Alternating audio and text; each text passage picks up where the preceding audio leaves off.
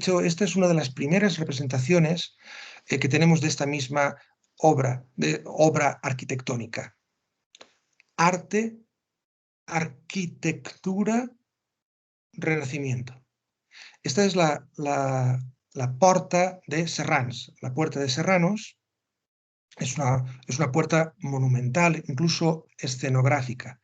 Y tenemos el rombo con la bandera de Valencia, que es una representación. La bandera de Valencia es la señera que el rey Jaime I el Conquistador, entró bajo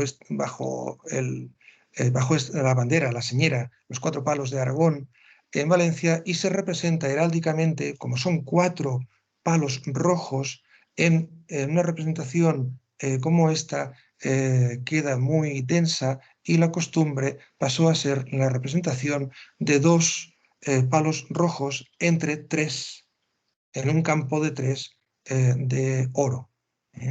El hecho de ser en rombo es porque la advocación heráldica de Valencia es femenina, y además está bajo la protección de la Virgen María. Pasa semejante con Barcelona. Las representaciones más antiguas de esto, de la misma, son muy semejantes. Esta representación que tienen de la Puerta de Serrans, tenemos a Eiximenis, un detalle lo tenemos a su izquierda, y lo tenemos a él donando el libro a los jurados 6 de Valencia, que están arrodillados. A nuestra izquierda, a la derecha de la imagen, es decir, en un espacio preeminente, está el ángel custodio, protector de Valencia. Bien, ¿qué tenemos aquí? El Le quedan 5 pensador. minutos, profesor. ¿Perdón? Le quedan 5 minutos. Bien, tenemos al pensador que ofrece al poder cívico su libro. ¿De qué va el libro? Bien, pasemos a la siguiente. Como creo que quedará grabado y quedará a disposición de ustedes también esta presentación, iremos muy rápido. Sencillamente miren de qué va. Son los títulos de algunos capítulos. Está en la traducción al español que realicé junto con una doctoranda, María Justiniano, profesora de instituto en Villajoyosa, en Alicante, María Justiniano, y que nos publicó la editorial Palas Atenea. Cómo el buen regimiento, el buen gobierno de lo público requiere que las leyes sean hechas a su favor y que sean observadas por todos. Que enseña el tercer fundamento de la cosa pública, que es mantener rigurosamente la justicia, el orden, la fidelidad. Luego, que los príncipes y los pueblos se deben guardar fidelidad entre sí, y en qué cosas, y de los malos consejeros de los príncipes. Bajamos un poco en esta misma diapositiva y dice: ¿cómo debe haber pocos y buenos notarios? Que cuenta cómo la multiplicación de juristas daña mucho la cosa pública. Que me perdonen los juristas. Lo decía Eiximenis, no yo. Cómo debe haber pocos y buenos picapleitos. Cómo los mercaderes son la vida de la cosa pública. Otra vez el comercio, lo cívico, que cuenta que de la comunidad sean expulsados los usureros y los engañadores. Un poco más abajo dice que el príncipe no sea dado a la tiranía.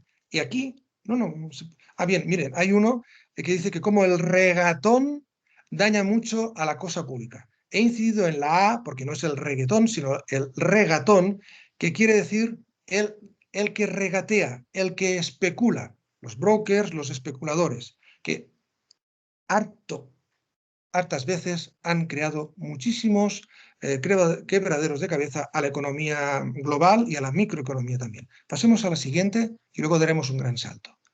Miren lo que dice. Esto me parece precioso para ver cómo Eiximenis, un humanista cívico, lucha contra la corrupción.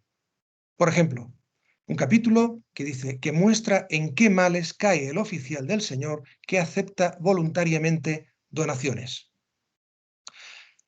Dice que hay varios males. El tercero dice, el mal oficial por su corrupción se quita la fama. El que acepta, vamos, creo que en italiano se dice tangente, ¿no? Acepta sobresueldos, sobres, en catalán decimos estrenes, un extra, un sobresueldo para legislar o dictaminar en contra de otros o en favor de quien o por encima de las leyes. Vamos, corrupción. ¿Por qué? Porque además provoca un mal ejemplo, porque si es un alto oficial, un gran oficial, provoca a los otros oficiales menores a hacer lo mismo.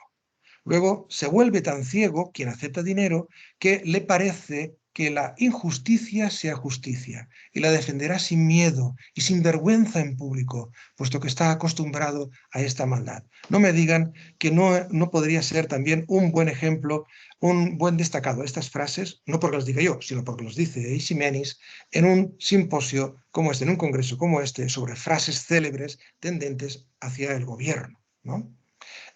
Si bajamos un poco más, dice, el quinto mal es así, que el hombre que acepta donaciones conviene que pierda la libertad de cuerpo al hablar y al favorecer la justicia. La razón es porque el hombre que acepta donaciones se vende a aquellos de quienes las acepta, en tanto que, como un cautivo, él tiene que hacer lo que está a favor de aquellos de quienes las acepta, de lo que se sigue que no se atreva a hablar contra ellos, sino que si ve que él es injusto, él tiene que callar.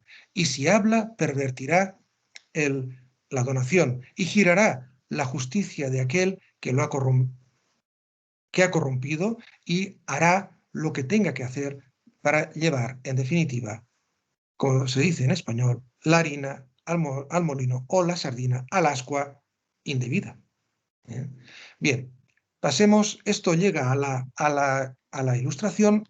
Pasemos unas cuantas diapositivas hacia adelante, por favor.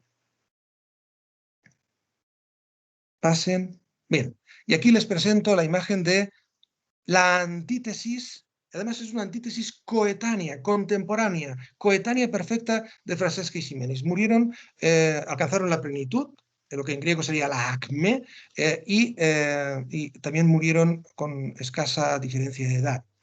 Una edad provecta, una vida bien vivida. Bien, el humanista Bernat Metge es una figura clave de las letras de la lengua catalana, de la Corona de Aragón, y en la península ibérica, en el ámbito hispánico, es un grandísimo difusor y quizá una de las figuras con Pedro López de Ayala, por ejemplo, máximas del humanismo o del primer humanismo, del paso del 14 al 15. Bien. Ahora bien, ojo con este señor. Metge estuvo imputado, investigado por corrupción y otros graves delitos junto con otros altos cargos servidores de la corona.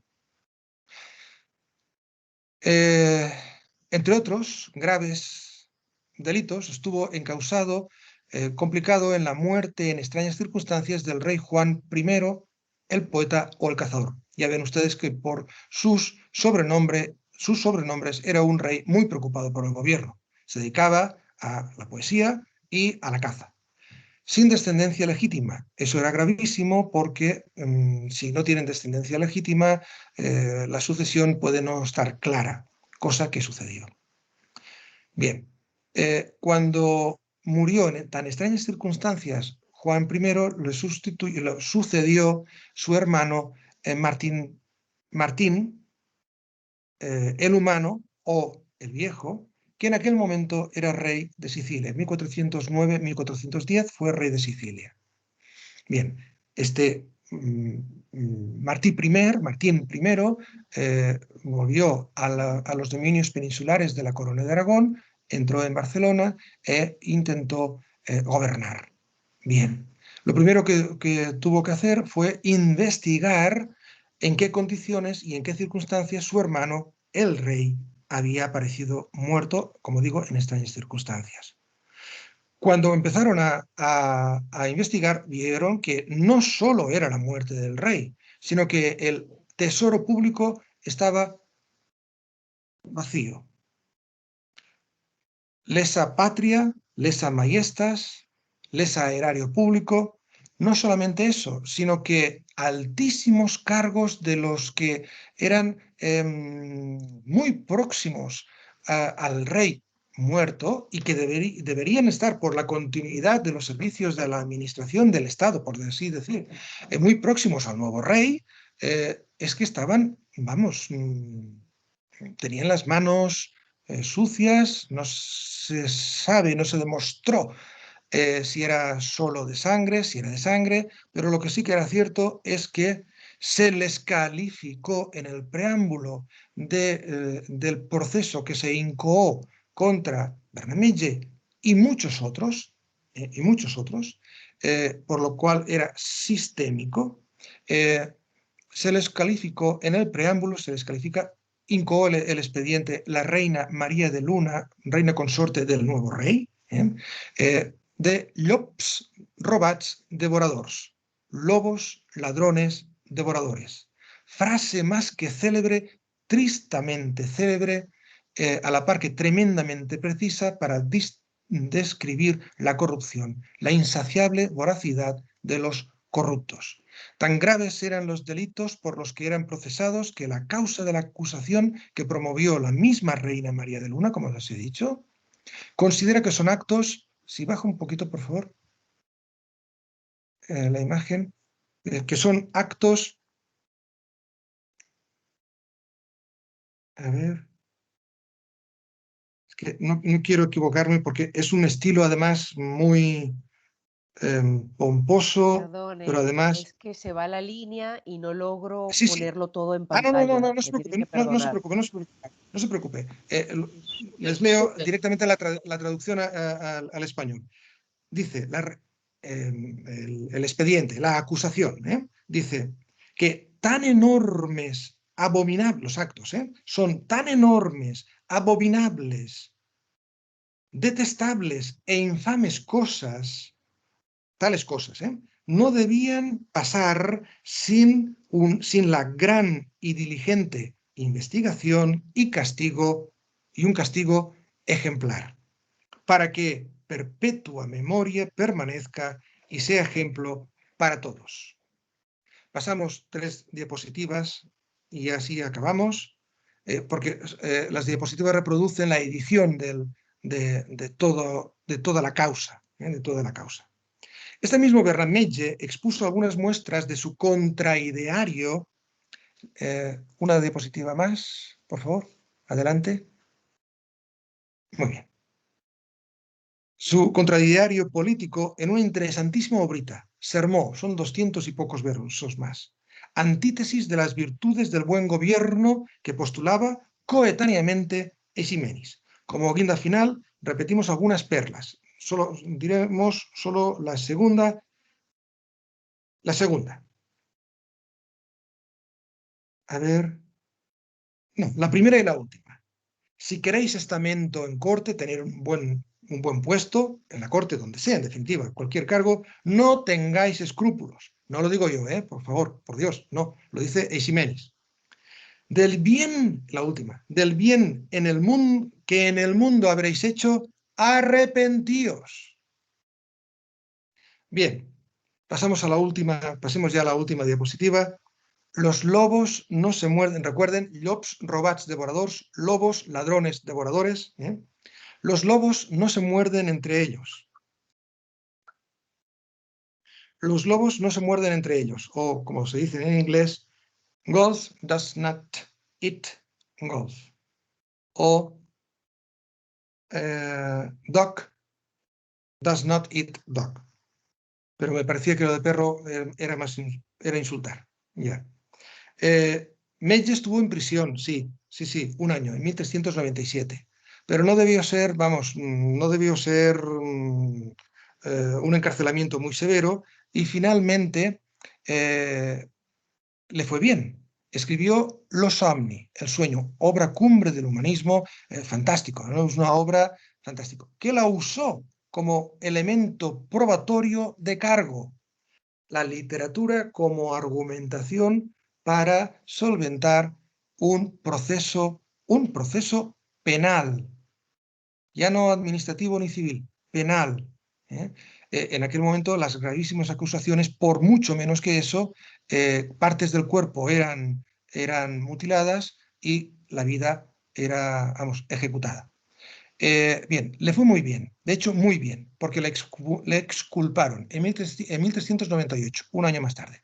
Y a partir del 1399 se le reintegró a la Cancillería hasta que fue rehabilitado en su responsabilidad de secretario de la Cancillería Real. Primero y luego como secretario personal del rey, del hermano de aquel que había sido encontrado en extrañas circunstancias. No me digan que esto no es un juego de tronos de verdad, de verdad. Fue rehabilitado, ¿eh? De hecho, no sería hasta la llegada al trono del nuevo casal o casa real, los Trastámara, la nueva dinastía con Fernando de Antequera, en 1412, que Medje no será apartado de los altos cargos y asuntos de la administración. Pero, ojo, fue más debido al simple e importantísimo estratégico hecho de cambio de dinastía que no por el oprobio de una sentencia inculpatoria inexistente de iure. ¿Eh? Hasta su muerte en 1413 vivió como ciudadà honrat, como ciudadano honrado de Barcelona. No me digan que no es una buena ironía final que al fin podríamos contar con una unidad fraseológica contemporánea en catalán, que es la que les he dicho: llops no es mosseguen entre llops, los lobos no se muerden entre ellos, o golf does not eat golf. Muchísimas gracias y disculpen por el abuso del tiempo. No me lo tomen como un abuso de estos lobos devoradores, en este caso de tiempo robado. Gracias. Por nada, profesor, para nada, para nada. Muy distante de usted de ser un lobo devorador. Disfrutamos mucho su ponencia, siempre trayéndonos la actualidad que nos deja ver la historia, no. sobre todo la época medieval, cómo nos deja ver la actualidad, inclusive lo siento, no puedo oír bien. No se oye bien. No sé si ahora se oye. Sí, perfecto. ¿Sí? Le decía que hemos disfrutado mucho su ponencia, siempre nos deja usted ver la actualidad de la historia, ¿no? La historia no es, sino que nos trae, nos ilustra la actualidad y nos enseña que a través de la historia podemos encontrar muchos de los problemas que vivimos actualmente, inclusive desde, como usted nombraba, de los griegos con Platón, ¿no? Muy interesante, agradecidísimos por tan elucidante ponencia. Muchísimas gracias, profesor. A usted. Hemos tenido ciertos problemas al compartir su presentación, no sabemos por qué no tomaba la pantalla completa, pero... No se preocupe. Pero hemos hecho lo que el programa nos ha permitido. Les quedo muy reconocido, porque si lo hubiera hecho yo hubiera sido peor. Ya les decía antes, entre bastidores, que esta era mi primera vez en Teams, ¿no? Y me han ayudado muchísimo, la verdad. Para siempre, profesor, siempre a su orden. Bien, seguimos entonces ya con la ponencia y vamos a seguir con el siguiente ponente, el profesor Miguel Rojana, de la Universidad del Sinú, que nos presenta una interesante ponencia también, el discurso político francés xenófobo. El profesor está presente, profesor Rojana. Bienvenido, sí, profesor Rojana. Un placer tenerlo aquí, un honor poder escuchar su ponencia. Vamos a presentar al profesor. El profesor Rojana es decano de la Facultad de Derecho de la Universidad Libre de Colombia, es director de la Maestría de Gobernabilidad y Democracia de la Universidad Santo Tomás de Colombia, es director de Investigación Formativa y Trabajo de Grado de la Facultad de Derecho de la Universidad Católica de Colombia, director del Centro de Investigaciones de la Universidad del Sinú en Colombia, investigador y docente universitario, compilador, coautor y autor de obras de filosofía del derecho y teoría jurídica. Un currículum bastante denso, investigador en el área de teoría política y filosofía del derecho, reflexiones sobre los problemas de libertad y expresión del lenguaje político y de la filosofía analítica, estados de ánimos y las razones emocionales con manifestaciones que se viven a través del derecho a la libertad de expresión y de religión y que son al mismo tiempo objeto de confrontaciones políticas y culturales entre los titulares de los derechos particulares y los estados garantes. Mucha densidad en su experiencia académica. Bienvenido. Vamos a ayudarle a compartir su presentación, si nos permite. Y recordarle que tiene 20 minutos. Faltando 5 minutos, con mucho placer yo le notifico. ¿Está bien? Bienvenido nuevamente. Muy bien, gracias. Bienvenido nuevamente. Y vamos a ver, Ana, si tienes la presentación lista para el profesor. ¿Quiere que ya la ponga directamente en la primera lámina? Que son 2 láminas. Sí, las 2 láminas, por ¿Pongo favor, la para primera que ya? podamos, Ok. sí. Muy bien, entonces tiene 20 minutos, profesor. Yo le aviso cuando falten 5. Bienvenido y adelante. Muchas gracias.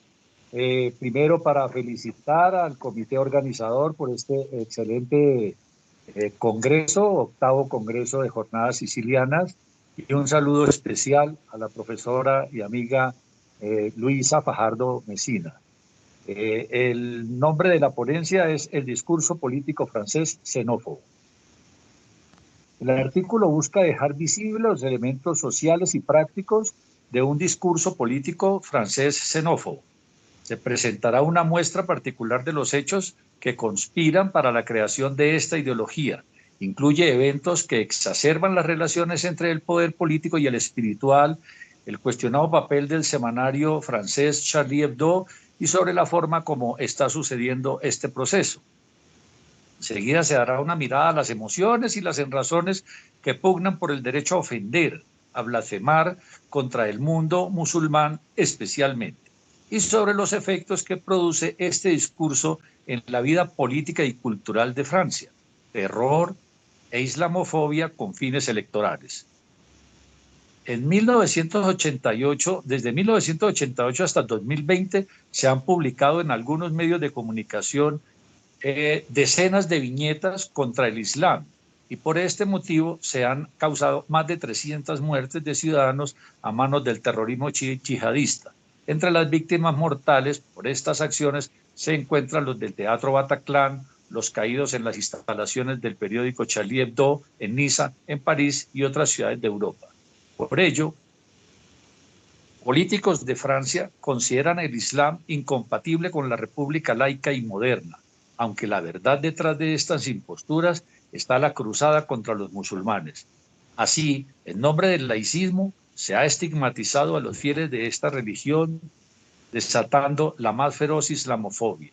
En nombre de este principio, se les ha empujado a perder el sentido de la tolerancia y a la guerra de civilizaciones. No obstante que los musulmanes de Francia, más de 6 millones, no han perdido el sentido pacífico de su religión y hacen caso omiso de la provocación. Fueron y son los yihadistas, los extremistas marginados de esta confesión, los que aceptaron el desafío de la islamofobia europea. Por mucho que se ha recabado participación de las organizaciones musulmanas en los atentados, no ha habido en ningún momento que se establezca responsabilidad alguna contra ellos por estos hechos o similares. En el nivel social, con regularidad, se fragua la confrontación islam francés versus islamofobia por las caricaturas ofensivas contra el profeta Mahoma, viñetas que tienen el mérito de saber ofender el Islam y el cristianismo, entre otros íconos representativos de lo sagrado. Por ejemplo, se muestran caricaturas de Mahoma que perdona a los blasfemos con el letrero "Yo soy Charlie", imágenes de Jesús levitando en las aguas mientras un niño musulmán se ahoga en el fango del territorio sirio, como una crítica al cristianismo por su incapacidad para salvarlo. Las representaciones satíricas de la Santísima Trinidad en una orgía en la que el Espíritu Santo sodomiza a Jesús y este al Señor. Las imágenes causaron distintas manifestaciones: risas, burlas, asombro, desconcierto, lágrimas, repudio y condena. También se publicaron las caricaturas de Mahoma en varios periódicos satíricos y en Charlie Hebdo. En una de las ediciones de este periódico aparece un hombre con un turbante cuya forma es una bomba. Esa es un turbante cuya forma es una bomba. Esta imagen se presta a una doble interpretación. Desde la literalidad, el personaje no es Mahoma, sino un musulmán emblemático por el turbante. El objetivo del turbante bomba es asociar su imagen con la de un terrorista. Desde la lectura inferencial, el personaje es Mahoma y busca ridiculizar a los extremistas que invocan al profeta al momento de realizar el acto terrorista. Pues ahí mismo en el turbante ustedes pueden ver, está escrita la profesión de fe de los musulmanes. Dios es grande y Mahoma es su profeta. El mensaje encubierto en las caricaturas es contra el Islam y los musulmanes. Busca su estigmatización. Y, ¿por qué no caricaturizar al yihadista del atentado, que nada tiene que ver con el Islam ni con Mahoma? Este discurso político excluyente y hostil se ha construido a partir de situaciones sociales en las que se focaliza la posibilidad de una confrontación susceptible de escalar, caricaturas ofensivas versus atentado, de transformarse y decantar como una entidad autónoma de hostilidad, la islamofobia, contra el grupo al que se ve responsable de los crímenes, los musulmanes. El clima de esta tensión se convierte en atentado por las caricaturas, al que le siguen escándalos con pánico abrasador y los efectos letales al orden del día. Esta estructura de diseño, que es propia del racismo, válido para el sexismo, antisemitismo, islamofobia, xenofobia contra las comunidades LGTBI, se desarrolla comúnmente. Sus postulados e indicadores son los de la Rooney Mace Truths, que estableció en 1996 una de las grandes referentes para entender estas ideologías, en particular la islamofobia. Los indicadores hacen referencia a experiencias propias del nivel social, donde una parte de la sociedad adopta conductas, pensamientos, emociones y deseos hostiles contra grupos generalmente minoritarios. Su lenguaje emocional parte de adoptar los siguientes estereotipos contra los otros, contra los denominados otros. Así, 1.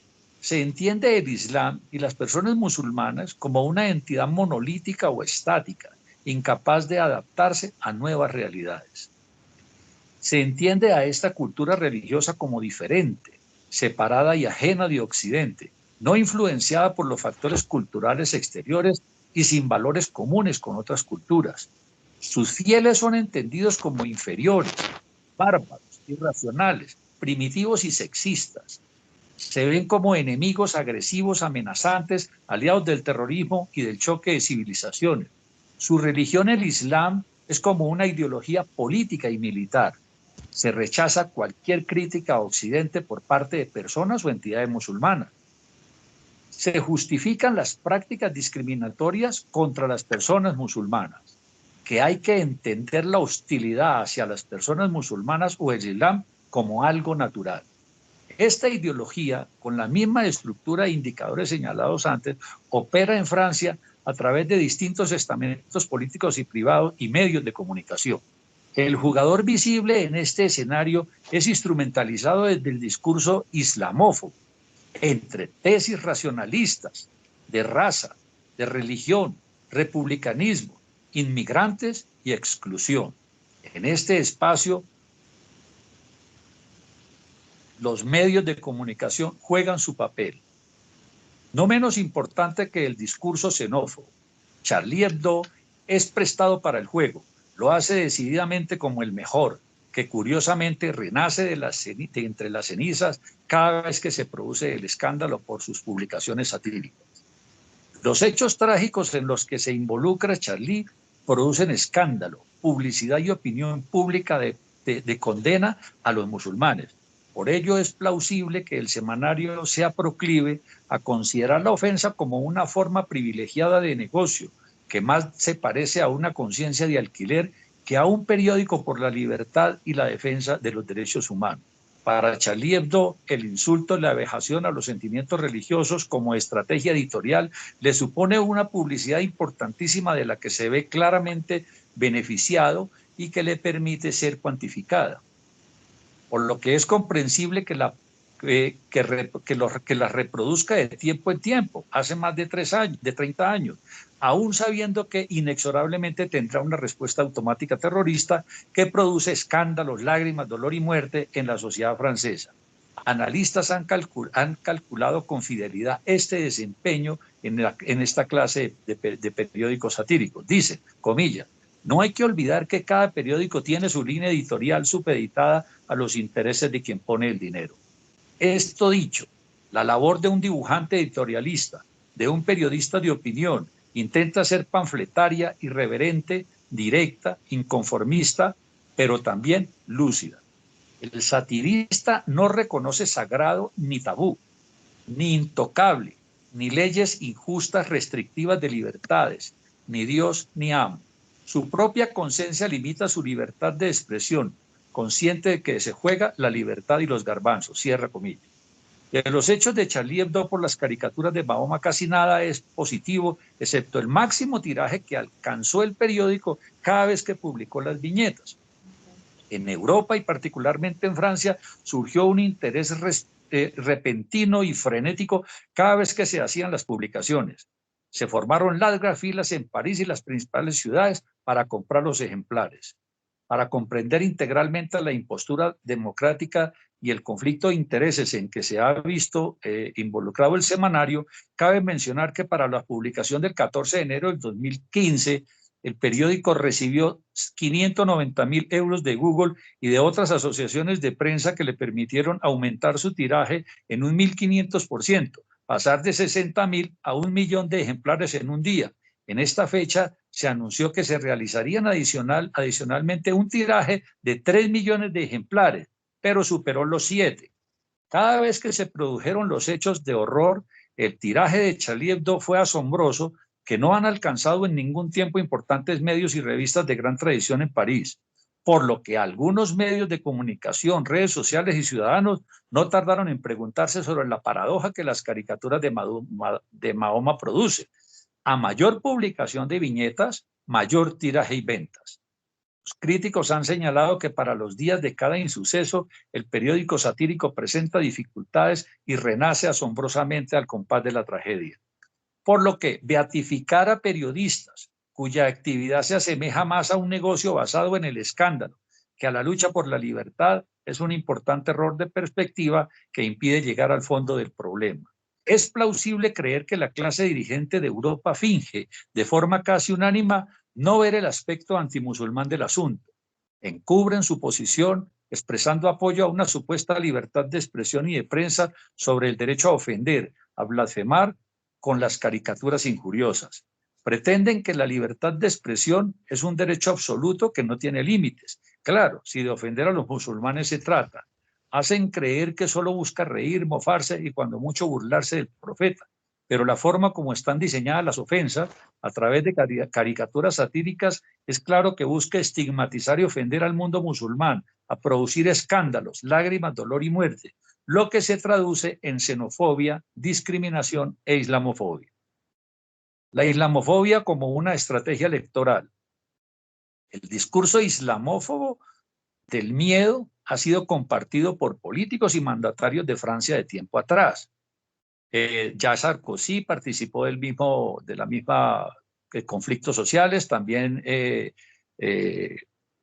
Hollande y otros presidentes también. Le quedan 5 minutos, profesor. Le quedan 5 minutos.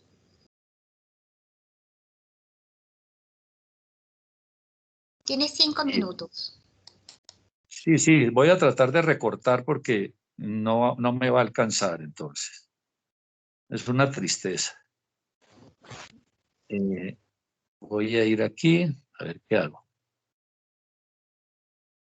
Bueno, aquí entonces decimos que los políticos de Francia han participado de esta clase de xenofobias. También Macron lo ha hecho en el último tiempo y ha asumido una posición hostil por estos hechos que se dan y encubre su posición, pero finalmente resulta islamófobo desde su comportamiento. Y en lugar de buscar propuestas de soluciones para combatir a la cédula yihadista del presidente, libra una guerra santa por una supuesta libertad de expresar el derecho a ofender y a blasfemar, que él y muchos políticos saben que no es más que una campaña de islamofobia sistemática para ofender, e instrumentaliza para todo esto a Charlie Hebdo.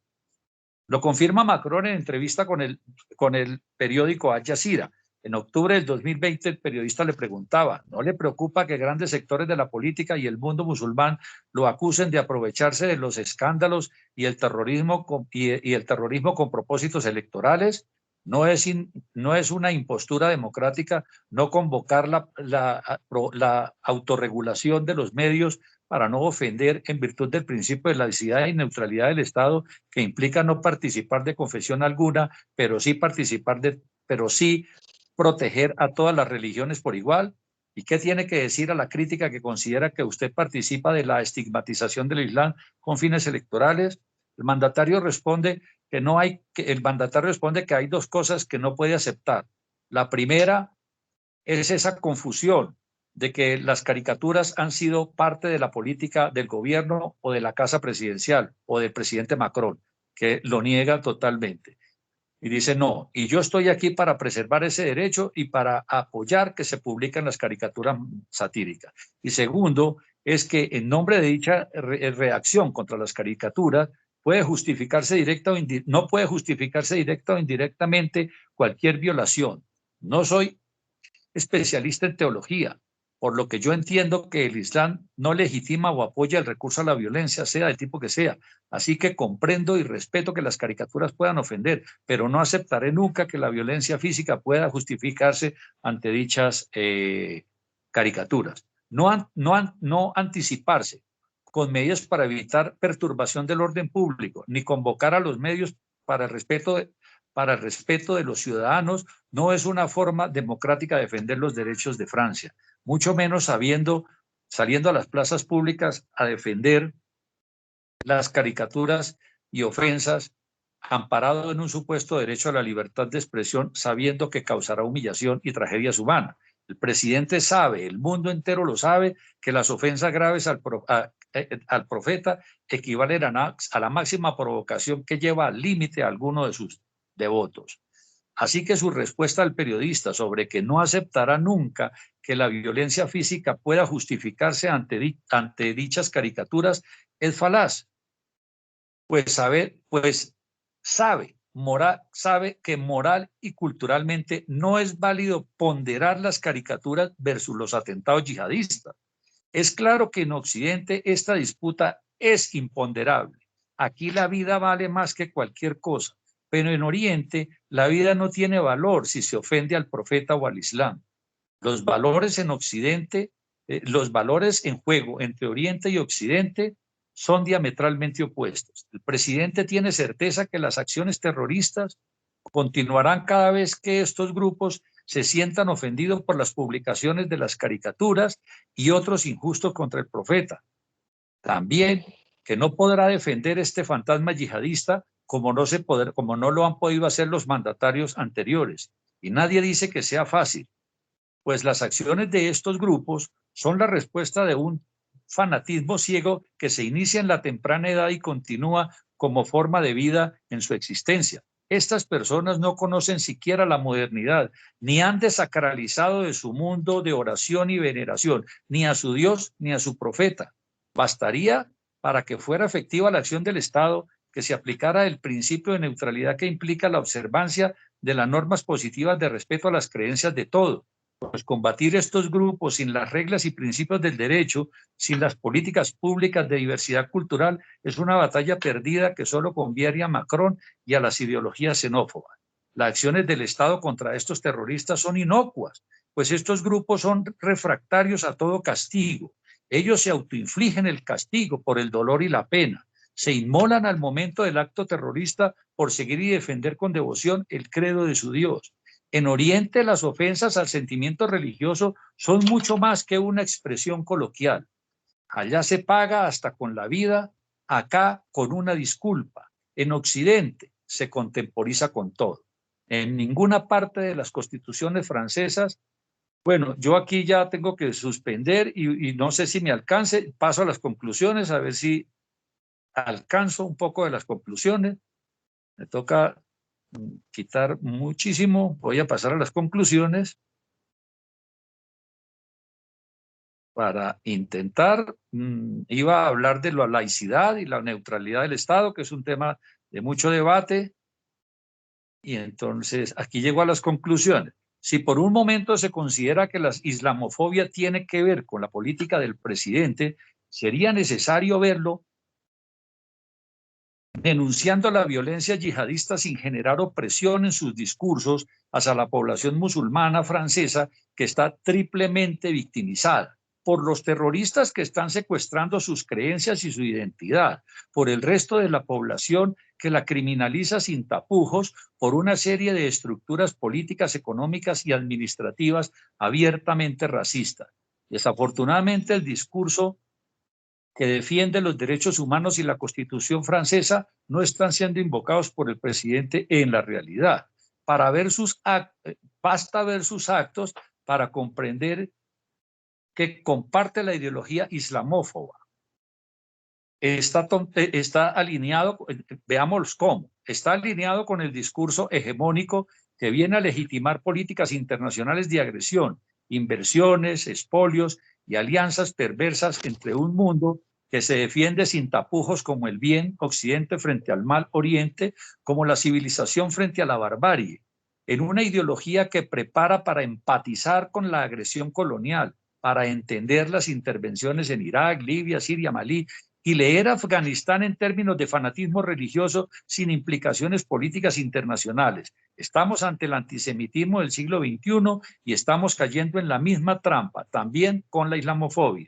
Por otra parte, es claro para la postura intelectual y editorial del semanario considerar que unas viñetas, las mismas diseñadas homogéneamente y reimpresas una y otra vez entre el 2006 y el 2020, puedan tenerse como producto de un alto nivel intelectual, creativo y de interés para la democracia, no es más que un simple espejismo. Valdría la pena, si se pretende abogar por el derecho a blasfemar o a ofender, que el periódico y sus creativos diseñaran el mundo infinito y variopinto de las creencias y sus íconos, y los difundieran cada uno de ellos en una edición distinta, sin necesidad de repetir el objeto sagrado.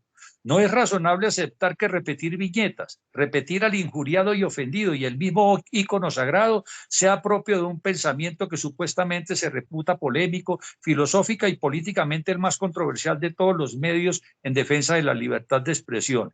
Y no es justo que se ensañe con esta confesión por el solo hecho de que es la única donde algunos de sus miembros responden letalmente. Y esto no es significativo si no fuera porque ha usado a la sociedad francesa su dolor y pena para sus propios beneficios.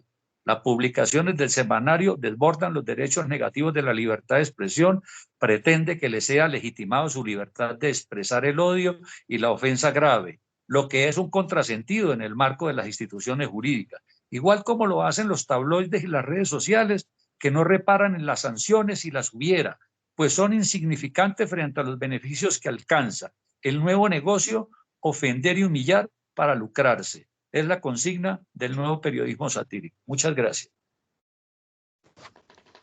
Muchísimas gracias, profesor, por tan interesante ponencia, por este tema tan actual, tan interesante y que nos muestra una realidad muy vigente desde esta perspectiva que usted nos ha mostrado.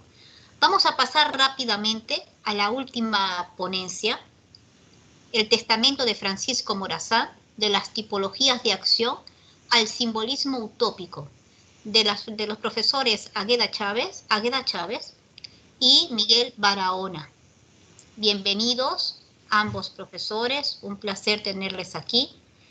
Y vamos a leer un poco la trayectoria de ambos académicos. El profesor Miguel Barahona, docente universitario, investigador, fotógrafo, artista visual, editor en jefe de la revista de investigaciones, Revista Iberoamericana de las Ciencias Sociales y Humanísticas de México, miembro del Consejo Editorial Revista Pomagma, Universidad de Ciencias y Artes de Chiapas, Facultad de Humanidades, también de México, coordinador de investigación de la Maestría en Literatura Centroamericana coordinador del Grupo de Investigación Filológica de la Universidad Nacional Autónoma de Honduras, cursó el diplomado en Literatura García Marquiana de Colombia, diplomado superior en Identidad de Ciudadanía y Globalización en Nicaragua, una gran cantidad de trayectoria académica, incursión en el video experimental, documental étnico, con El Último Rastrador.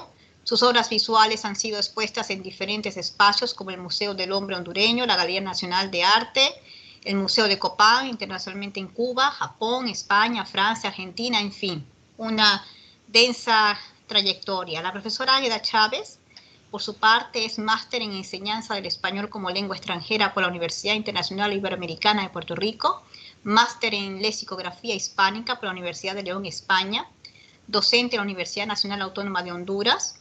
Es asimismo investigadora para la Academia Hondureña de la Lengua, desde donde ha participado en la revisión de obras como la Nueva Gramática Básica, el Diccionario de la Lengua Española, en su 23ª edición del Diccionario de Español Jurídico, el Glosario de Términos Gramaticales, obras publicadas por la Real Academia Española y por la Asociación de Academia de la Lengua Española. Y a la labor lingüística de la profesora se suma edición de textos para revistas nacionales e internacionales, muchísima densidad también académica por parte de la profesora. En fin, bienvenidos ambos. Y con ellos cerramos la sesión de hoy con su ponencia. Tienen 20 minutos, faltando 5 minutos, pues yo con mucho placer les indico que les faltan 5 minutos. No sé si han enviado la presentación para compartirla a nosotros. Si es así, Ana, si la tienes, por favor. Compártanla ustedes si prefieren, ¿eh? Díganme ustedes si prefieren hacerlo o que lo haga yo. Hola, buenos días, buenas tardes, buenas noches. ¿Me escuchan?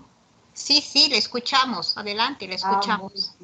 Muy bien. Estamos aquí desde Honduras con el profesor Miguel Barahona. Mucho gusto. Muchísimas gracias por esta invitación a la 8ª Jornada Siciliana de Estudios Hispánicos del Mediterráneo. Una especial mención a la doctora Luisa Messina Fajardo y a nuestro amigo venezolano radicado aquí en Honduras, en la ciudad de San Pedro Sula, Osvaldo Rodríguez. Hemos enviado la presentación. Si nos pudieran ayudar, ya que somos 2 participantes, pues les agradeceríamos muchísimo. ¿Cómo no? ¿Cómo no? Entonces, Ana, vamos a compartir la pantalla para los profesores. Con ello cerramos. Y bueno, antes decirle que habrá un espacio hay preguntas, han hecho preguntas, pero el tiempo ha sido dictatorial en esta jornada por la densidad y la riqueza de ponencias. Bien, entonces bienvenidos y adelante. Muy bien, muchas gracias. Las diapositivas únicamente van a ilustrar de alguna manera los homenajes que ha recibido nuestro prócer centroamericano. También hemos dejado ahí el testamento que hoy nos ocupa como documento de análisis y lo titulamos El Testamento de Francisco Morazán, de las tipologías de acción al simbolismo utópico. Nos ocupamos del texto en donde estudiamos algunos aspectos tomando en cuenta el registro lingüístico y desde la gramática del texto nos aproximamos al enfoque discursivo para esbozar un análisis basado en las propiedades del texto en primera instancia, la adecuación y la modalización. Asimismo, se analizan los espacios narrativos como referencias temporales y situacionales desde la visión propia del prócer centroamericano. Los ejes sintagmáticos y paradigmáticos, al igual que la pragmática, la retórica y los aspectos simbólicos, serán los recursos de sustento para esta reflexión. Para ello tenemos una semblanza brevísima. José Francisco Morazán Quesada nació en Tegucigalpa, Honduras, en el año de 1792 y murió fusilado en San José, Costa Rica, en 1842. Fue militar y político, último presidente de la República Federal de las Provincias Unidas de Centroamérica, del Centro de América. En 1802, a la edad de 10 años, Francisco Morazán ingresa al convento San Francisco en la villa de Tegucigalpa, donde se impartían clases de gramática latina, escritura, aritmética, filosofía y religión. El siguiente año, este convento cerró sus servicios y aunque él era hijo de una familia que disponía de recursos económicos, Morazán no pudo realizar estudios de manera sistemática. Toda su educación posterior fue obtenida por propio esfuerzo, así se convirtió en un incansable autodidacta. Aprendió también el idioma francés en la biblioteca de otro prócer, Dionisio de Herrera. En consecuencia, estamos ante un intelectual de ilustre pensamiento. En cuanto a lo que nos ocupa, el texto como unidad de comunicación y registro jurídico, tenemos que el texto, entendido como la unidad máxima de comunicación, se nos presenta como un discurso escritural propio del lenguaje jurídico, y el diccionario panhispánico del español jurídico nos indica que testamento es el acto por el cual una persona dispone para después de su muerte de todos sus bienes o de parte de ellos. Ortega, Doblas y Paneque afirman que, abro cita, el lenguaje jurídico es un lenguaje que hunde sus raíces en la tradición cultural de cada pueblo. Cierro cita. Por tanto, encontramos aquí elementos culturales de mucho valor, la lengua misma, por ejemplo, y el registro de lengua que observamos en este documento revela un español con evidente estatus en la vida cultural de América, tal como lo expresa Ramírez Luengo, que la consolidación definitiva del español entre prácticamente todos los estratos de las sociedades hispanoamericanas se debe, entre otros factores, a la situación generada a partir de las independencias y la imposición de la lengua española como elemento necesario para la promoción social. Es así como atenderemos el yo, elemento de la enunciación discursiva, a sabiendas de que lo rodean los demás elementos. En cuanto a la estructura discursiva de este registro, podemos resumirlo en el siguiente esquema.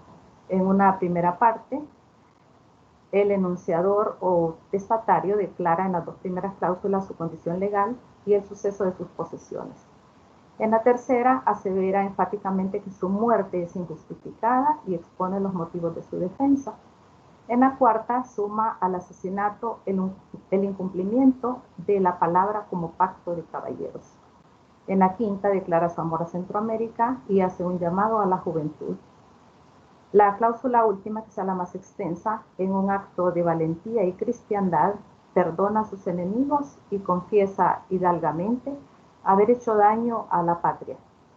Finaliza con un enunciado breve en el que expresa un último deseo.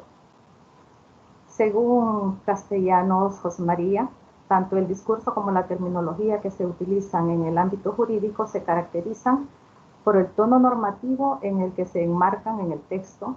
Eso se debe a la función imperativa que se requiere para el cumplimiento de lo estipulado. En cuanto a este nivel léxico, los vocablos del campo de las leyes y la administración en este texto guardan, además, el componente de cultismo dada la tradición histórica. Por tanto, la selección de los recursos léxicos aquí no puede estar separada de las funciones que cumplen en el plano discursivo u operativo. En primer lugar, los vocablos relacionados con el derecho, cada uno con su propia carga semántica, por supuesto. Tenemos testamento, declaro, casado, deuda, agravante, albacea, juzgado, asesinato, asesinos, protesto, libertad, Estado, república, gobierno de leyes, justicia y sus derivados, justo e injustamente, subsanar, bienes y la vida misma que es resguardada por las leyes. En relación con lo administrativo tenemos réditos, capital, órdenes, asamblea, cuentas, retribuir o retribución. De la milicia o la política encontramos comandante, pacificar, anarquizado, soldados, fuerzas, revolución, marchar, negocios públicos. Algunos vocablos independientes o de otros campos semánticos como sepulcro, consonancia, exito y procurar. En cuanto a las propiedades del texto, debemos tomar en cuenta al momento de emitir algunas valoraciones sobre los fenómenos de la lengua que evidencia este documento, que la vida de Morazán Quesada siempre estuvo ligada a la urbanidad y la política, que además fue un autodidacta, como ya dijimos, y que llegó a desempeñar cargos administrativos públicos. Por tanto, encontramos que este texto cumple con las propiedades textuales de adecuación, coherencia y cohesión, siguiendo el concepto de gramática del texto, que Cuenca María Josep nos dice que se ocupa de los mecanismos formales, fundamentalmente gramaticales y léxicos, que hacen que un conjunto de oraciones forme una unidad superior desde un punto de vista semántico y comunicativo.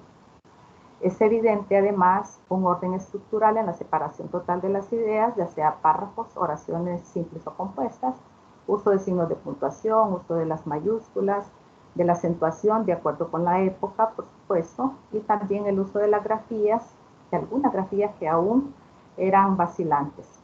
Por supuesto, habrá algunos elementos que tachar, pero será en otra ocasión.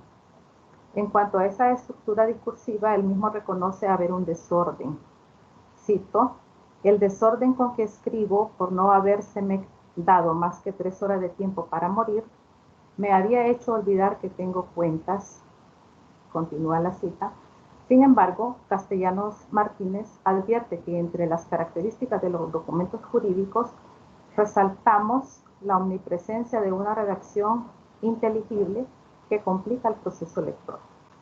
Asimismo, siguiendo un enfoque cognitivo, de acuerdo con las situaciones pragmáticas del evento, esta coherencia discursiva también podría estar afectada por la alteración de la memoria como marco de referencia que proporciona estabilidad y guía el desarrollo del lenguaje interno en el proceso de producción del discurso. Castelló, 2008, es la cita que hacemos referencia. Como sucinta muestra, tomamos algunas consideraciones morfológicas para fenómenos de la adecuación como propiedad textual. Y aquí para la primera denominada el deíctico de la primera persona discursiva en el morfema verbal y los posesivos, así el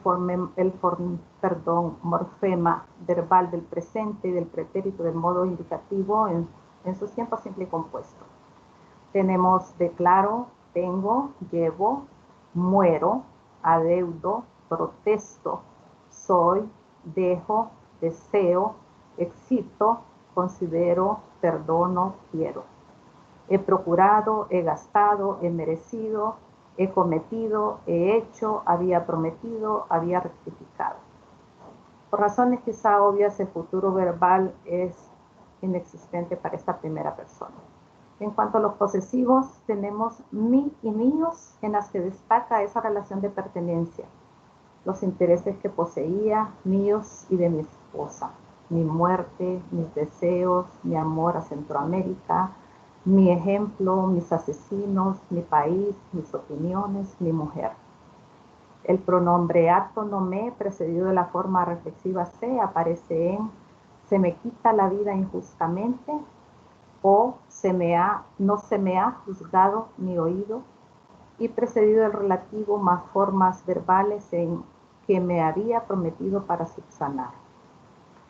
La deíxis temporal también aparece en la proforma adverbial hoy, en protesto que la reunión de soldados que hoy ocasiona mi muerte, o en antes que dejarlo abandonado al desorden en que desgraciadamente hoy se encuentra. En consonancia con las motivaciones pragmáticas, también la modalización, y voy a adelantar un poco por cuestiones de tiempo, pues es indiscutible la fuerza ilocutiva y perlocutiva en los actos de habla aquí plasmados, y vamos a tener en los siguientes enunciados que se evidencia la tristeza, el desconcierto, la melancolía, la esperanza. En la modalidad expresiva, por ejemplo, declaro que al asesinato se ha unido la falta de palabra que me dio el comisionado. Otro ejemplo sería, mi muerte es un asesinato, tanto más agravante cuanto que no se me ha juzgado ni oído.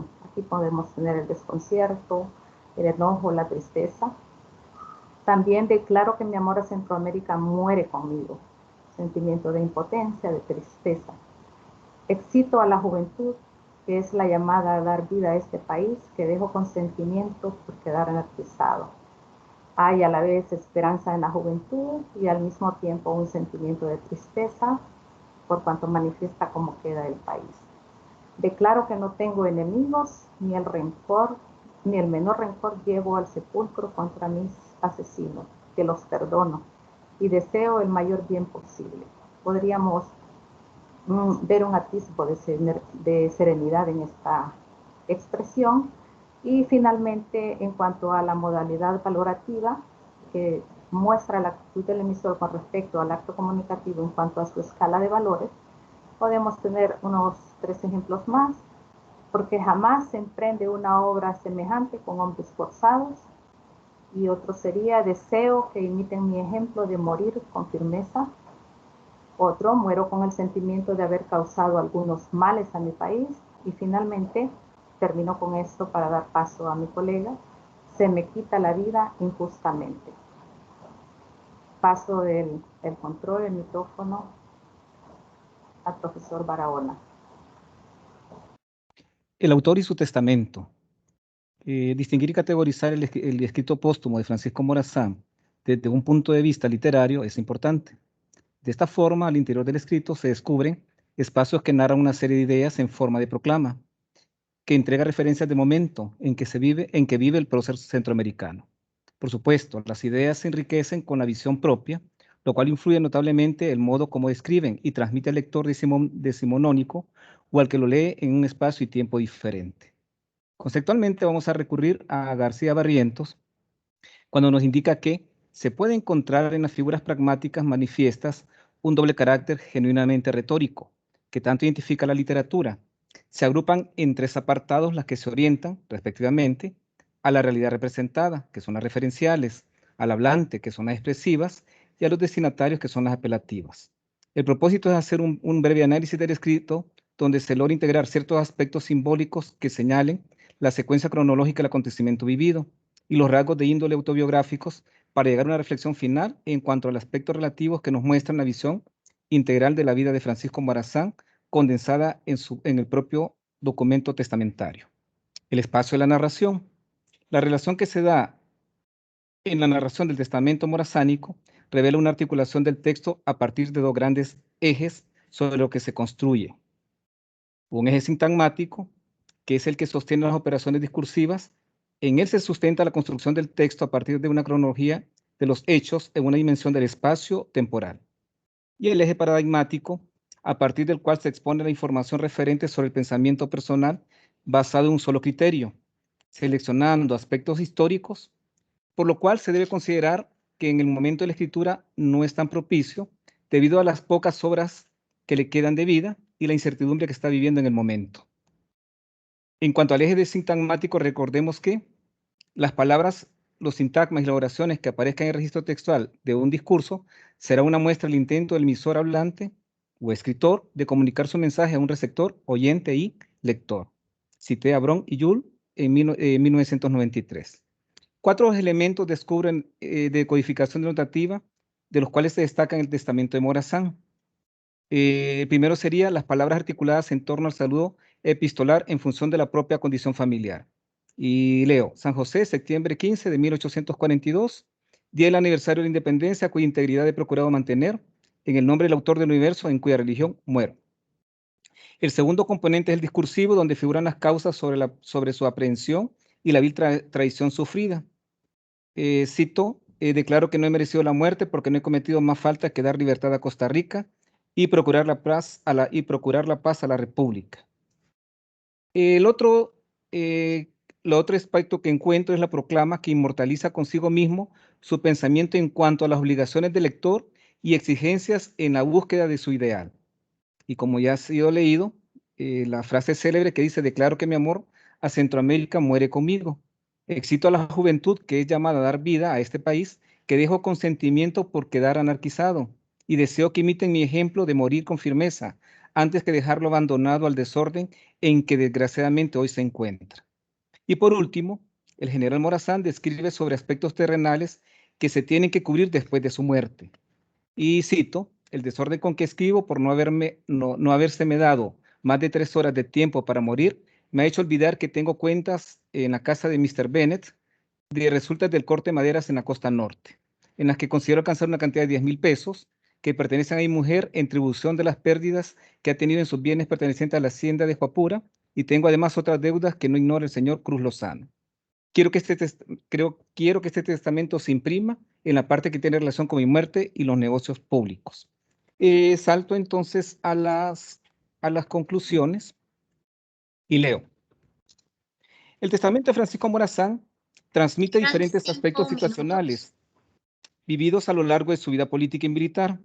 En principio, estudiar el espacio de interlocución específico utilizado por el prócer centroamericano a través de las palabras y frases utilizadas constituyen el eje transversal de nuestro trabajo analítico. Quedan 5 minutos. Esquemáticamente se puede indicar que encontramos una conexión directa entre el emisor, el autor del escrito, y los destinatarios, lector o lectores. El emisor, autor, tiene la principal característica de constituirse el narrador y testigo ocular de los hechos que está viviendo al final de su vida. El testamento de Francisco Morazán se caracteriza por la brevedad y también porque se encuentra un discurso mixto. Esto se denota cómo va alternando ideas que parten del vínculo estrictamente personal hasta llegar a la prerrogativa política, para finalizar con la proclama que lo va a hacer inmortal.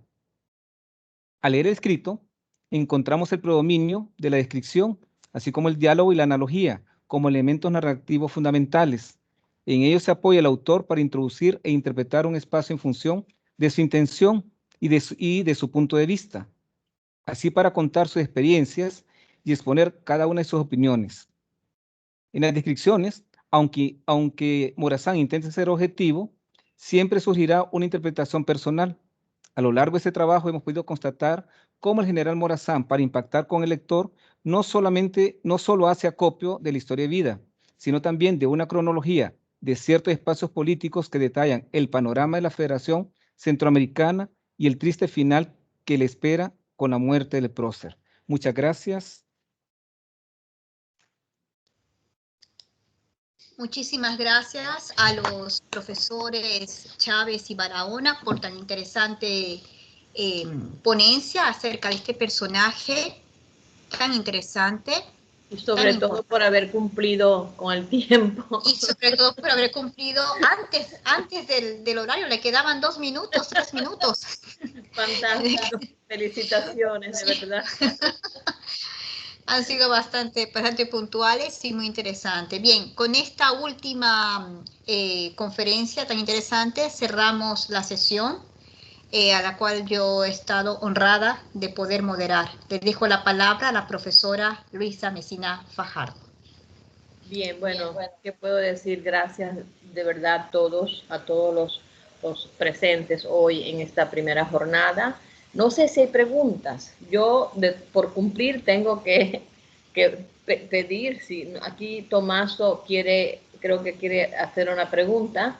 Y había una pregunta, Luisa, discúlpame, había una pregunta, se me escapaba, para el profesor Vicente Martínez también. Bueno, entonces rápidamente, Ruth, porque sabes que no podemos quedarnos ya. Porque Lo sé, entonces voy paso. Sí, la pregunta ¿dónde está?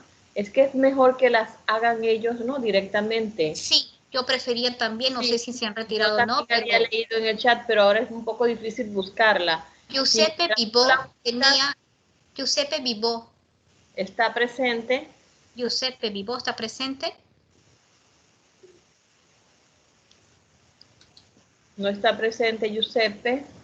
Entonces le pasamos la palabra a Tomaso. Sí. Gracias. Yo también quería hacer la pregunta al profesor Vicente Martínez. Y la pregunta es sobre la obra de Francesc Eiximenis, y así que él nombró la obra de Machiavelli, El Príncipe, que es seguramente la más importante en lengua italiana sobre el tema del buen gobierno. Yo quería saber si hay algunas similitudes entre las dos, y aunque hay muchas diferencias entre las situaciones políticas y también en la mentalidad de la España de la época y de Italia. Y quería también felicitarme con el profesor por su intervención. Bien, Tomaso. Profesor Martínez. Muchas gracias por sus amables palabras en cuanto a mi intervención misma. La verdad es que ha sido un placer estar con ustedes. Por lo que me pregunta o reflexiona usted sobre Machiavelli, sí, yo de hecho lo ponía en la misma línea coherente de pensamiento, en la misma evolución del pensamiento. Y de hecho no es tan diferente, la verdad, si lo analizamos con un poco de atención. Maquiavelo, como su predecesor, unos casi 100 años antes, no exactamente 100 años, pero casi 100 años, Coluccio Salutati, Maquiavelo sirve, mejor dicho, sirve, es un servidor público, es un oficial, en este caso, de la señoría de Florencia. Poder cívico, se comportaba mucho más que simplemente un poder cívico, pero la estructura era un poder cívico, además una república, una res pública, muy contraria a la monarquía en el sentido del gobierno de uno. En todo caso, es el gobierno de los pocos que emana de una mayoría, pero gobiernan unos pocos para una mayoría. Normalmente los gobiernos lo hacen siempre así, lo han hecho así, incluso hasta las monarquías también actúan, soy el monarca de muchos, pero para muchos, ¿no? Pero luego es un monarca, es un mono, quiero decir, uno, lo digo en el sentido etimológico. En el caso de Valencia es muy semejante, no tanto de España, no se puede hablar técnicamente de la España existente en aquel momento, porque eso vendrá más tarde, eso vendrá, comenzará a tomar cuerpo con la unión personal de los reyes católicos, que fue una unión personal de ambas coronas en sus personas. Cuando murió Isabel la católica, Isabel I de Castilla, el rey Fernando no gobernó realmente y tuvo que volver en Castilla y tuvo que volver, además legalmente no podía ser, volvió a la corona de Aragón. Legalmente no podía ser porque no hubo una unión más allá de la unión de sus personas en el matrimonio. La España como tal comienza a formarse en ese momento, pero realmente como tal tenemos que esperar, y esto es un hecho administrativamente, legalmente y jurídicamente irrebatible, en 1714, perdón, de hecho en 1707, el 29 de junio, el día de San Pedro de 1707, cuando Felipe V, el primer rey Borbón, promulgó los dos primeros decretos de nueva planta tras sendas batallas vencidas por las fuerzas borbónicas y castellanas contra el reino de Valencia y contra el reino de Aragón. No estoy expresando mi opinión, estoy hablando de hechos históricos incontestables. En 1707, el 29 de junio, promulga, desde el retiro de Madrid, promulga Felipe V el primer decreto, los primeros decretos de nueva planta, el primero realmente porque hace referencia al reino de Valencia y al reino de Aragón estricto. Para Cataluña y el Principado de Cataluña y el reino de Mallorca se esperará hasta 1714, decreto de nueva planta. A partir de ahora, de ese momento, sí que es España. Bien, volvamos a la Edad Media. La realidad de la Valencia, del reino de Valencia dentro de la corona de Aragón, de finales del 14, principios del 15, es muy parecida a la Florencia, incluso a Lucca, a Siena, muy parecida a Venecia, incluso también a Génova, no tanto a el reino de Nápoles, que formaba parte de el reino de Sicilia, que formaba parte desde 1283 de la corona de Aragón como un reino independiente. Nápoles todavía a principios del siglo XIV estaba bajo el gobierno de los reyes de Anjou. Bien, la Valencia de aquel momento, de finales del XIII, principios del XIV, perdón, de finales del 14, principios del 13, es una Valencia en ebullición, riquísima, en manos de los grandes mercaderes de la seda. De hecho, tenemos en Valencia un monumento que es Patrimonio de la Humanidad. Eso para Italia es poco, porque tienen muchos monumentos, pero Valencia tiene uno que es un solo edificio, que es la Lonja de la Seda, de la Seda, de finales del 15. Pero a principios del 14, que es esta época, se están sentando las bases del gran volumen de negocio que significaba eso, del gran poder. Además, en aquel momento ya es la ciudad más activa del occidente, de la costa occidental del Mediterráneo, y es un poder de los jurados del ayuntamiento, de la señoría, de los signori, de los priori, de los jurados de Valencia.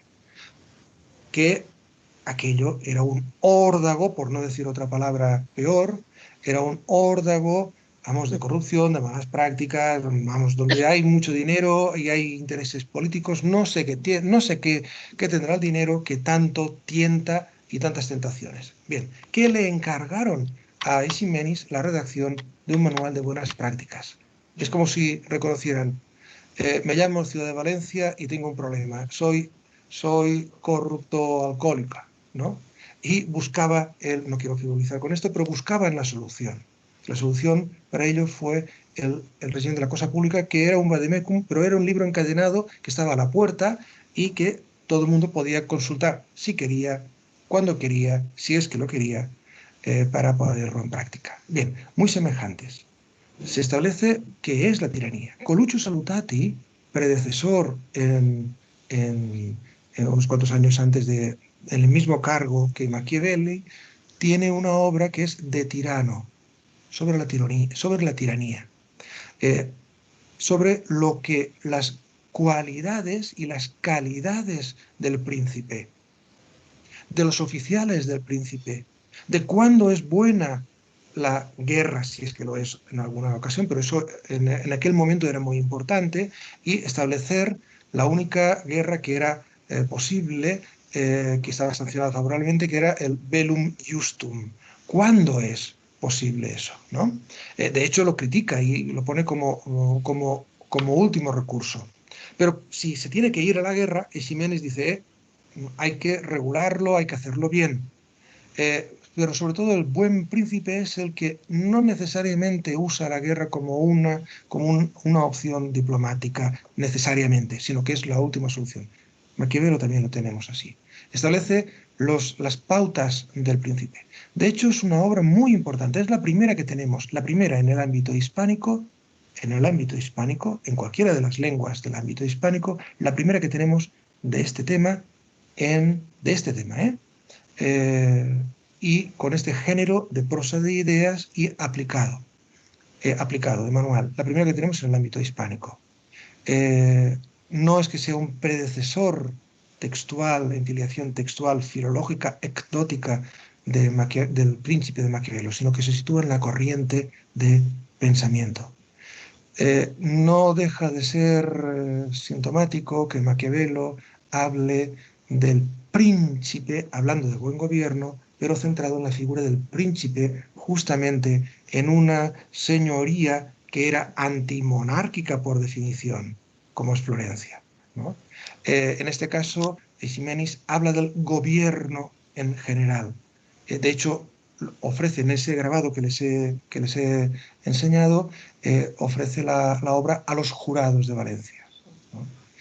Disculpen la extensión de mi intervención. Excelente. Como ven, hablar es gratis y no produce más corrupción que agotar la paciencia de ustedes, que son demasiado educados y educadas. Nos quedaríamos escuchándote toda la noche, solo que desgraciadamente aquí hay gente que se tiene que ir a trabajar todavía. Sabes que hay mucha diferencia de horario en América, en Venezuela, en Colombia, en México. Aquí ya claro, nos vamos a acostar. Son unas jornadas sicilianas pero globales. Bueno, entonces, ¿qué decir? No sé, me atrevo todavía, si hay preguntas. Había una, pero desgraciadamente no quiero arriesgar porque sé que muchos me han pedido que se tienen que despedir. Pero había una, vamos a ver, una sola, no sé si está más Lina, los colegas que han hablado de fraseología, que quieran responder, o tú mismo, ¿no? Porque era justamente sobre cómo las frases se vuelven célebres y por qué. Era algo así que había escrito un estudiante por allí. No me atrevo a presentar esta pregunta, ¿no? Las frases célebres. No sé si todavía queda alguien que ha hablado de... ¿Quién es? Esto es una pregunta para mí. ¿Quién es? Que no veo. ¿Quién está hablando? Soy Maslina Ljubicic. Ah, Maslina, sí. ¿Era una pregunta para mí o sì. sobre la misma tematica? Sì. Ecco, non so se mi avete sentito, no? Chiedevano come le frasi diventano celebri, perché le frasi celebri sono celebri, cioè cosa è che le fa diventare celebre. Cioè noi abbiamo una risposta per quanto riguarda le unità frasiologiche, sappiamo che è l'uso, no? Che le fa diventare unità frasiologica, ma la frase celebre, no? Come diventa celebre? Maslin. La frase celebre come diventa, ad esempio quello che è non plus ultra, che è diventato il motto di non so quale paese, di chi. Allora questo è possibile, allora rendere ancora più celebre, però si vede dalla comparazione tra diverse lingue che ci sono diversi fattori. Ad esempio nei paesi slavi, anche in Croazia, quello che si riferisce alle colonne d'Ercole e poi colonne d'Ercole, Ercole al bivio, questo non vuol dire assolutamente niente, cioè conoscendo la mitologia classica, sì. Noi allora usiamo il nome anche che è nella mitologia greca, Ercole, Eracle, scusi. Eracle e non Ercole, ma questo vuol dire che da noi questo non è un frasema per niente. Invece nei paesi che sono neolatini, che sono più vicini al latino italiano e poi anche geograficamente a Gibilterra, poi forse prima questo si riferiva allo stretto di Messina, forse allora colonne d'Ercole lì vive di più, mentre le altre da noi quello che si usa nei paesi slavi, croato, bosniaco, serbo. Io volevo poi anche scrivere magari alla collega bulgara se lei conosca, se usi anche lì, perché il personaggio di Miloš e di Anko János Hunyadi, che era ungherese, dunque copriva un enorme territorio. Però poi con la storia di regno degli slavi, con discorso gradevole del popolo slavo, che è diventato il libro più letto di queste parti, allora Miloš comincia ad essere la parte della tradizione popolare, e soprattutto poi in Serbia viene considerato, anche se presente anche in tutte queste parti. Dunque sì, c'è la mitologia greca, la mitologia poi presa dai romani. Ci sono diversi motti, diversi detti che vengono resi celebri e usati come non plus ultra, però la sorte non è mica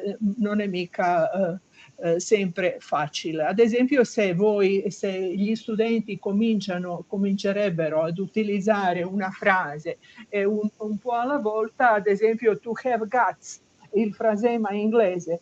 Negli ultimi tempi gli studenti, ho sentito in Croazia, l'hanno tradotto e lo usano. Invece to have guts, essere coraggioso, quelli che hanno più di 30 anni non conoscono per niente. Cioè io ho capito perché solo inglese, non capisco. Però ecco, a forza dell'uso, come hai detto tu. Grazie. Certamente. Grazie Maslina. Molto interessante, veramente. Muchas gracias. Muchas gracias. Gracias. Para ti. Gracias. Para todo. Para Gracias. todo. Tienes que estar muy cansada porque con esta diferencia de tiempo, yo creo que los colegas de América Latina son ahora tienen 6 horas menos, ¿no? Sí. No están cansados y tú vives aquí y Ya, también horario, ya esta hora para nosotros es la hora de ir a dormir. Bueno, Sí, entonces, sí. ¿qué decirles a todos? Muchas gracias, verdaderamente estoy muy contenta por esta primera jornada, por la presencia. Hemos tenido incluso hasta casi 200 personas que han participado. Esto verdaderamente es algo importante. Y qué decir, bueno, nada, que mañana vamos a tratar de ser muy puntuales para acabar un poquito antes. Y un abrazo a todos. Hasta mañana. Hasta mañana. Hasta mañana. Hasta mañana. Hasta mañana a todos. Muchas gracias. Hasta mañana. Gracias a todos. Hasta luego. Hasta mañana a todos. Gracias. Hasta mañana. Buenas noches. Chao. Buenas noches a todos. Buenas noches. A dormir. Questo hang up, così si... con hang